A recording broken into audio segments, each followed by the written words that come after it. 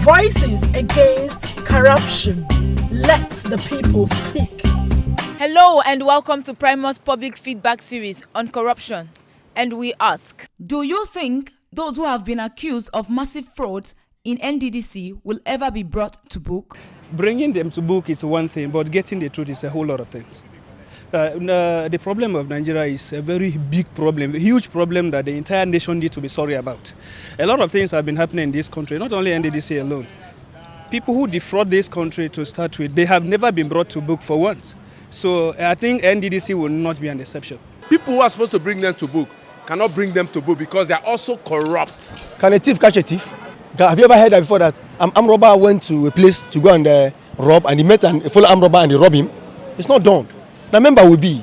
We speak language to each other, everybody will find a way. It depends on our institutions. If our institutions are working, why wouldn't they be brought to book? If the NDDC officials are indicted for corruption, they're supposed to be tried, brought to book.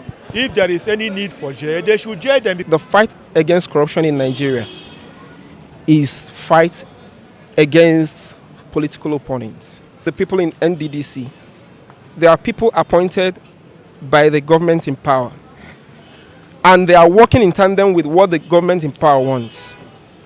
Now, if government actually wants them to be prosecuted, since there have been allegations, expositions of what happened in NDDC, they could have been in court by now. Anybody who have been caught siphoning what have been allocated to Niger Delta should be brought to book. They will never be brought to book because of the caliber of people that are involved. NDDC is a commission that was set up by government to alleviate the sufferings of maybe people in the Niger Delta region. Like we know, the oil exploration to an extent has devastated most of the things there. And these things are put in place to assist government. We have heard of contracts unexecuted, money collected, and so on. We shouldn't be in a lawless society. The problem we are facing is we in Nigeria, the lawmakers, they are the lawbreakers. Because a common man, when he commits offense, at least he will be penalized. Somebody will now go and thief a chicken, will be sentenced to prison for 5 to 10 years. Then somebody who looted our treasury will not be penalized. Corruption is an element that stands on its own. And we have seen a lot of corruption going on in other sectors. If only other sectors were brought to book, then I'll stand confidently to tell you that NDDC can also be brought to book. I tell you the truth, they can never be brought to book because it's Nigeria. The reason is the government, those that are in power, they are so corrupt to the point that everything they do, they hijack it. So the issue is a dead issue already.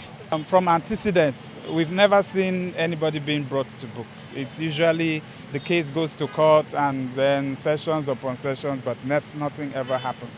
Normally they were supposed to be brought to book, but there are some strong men, so-called, that are involved in the shady deals of NDDC money. People that are strong that invest the money, because normally the NDDC is supposed to be probed.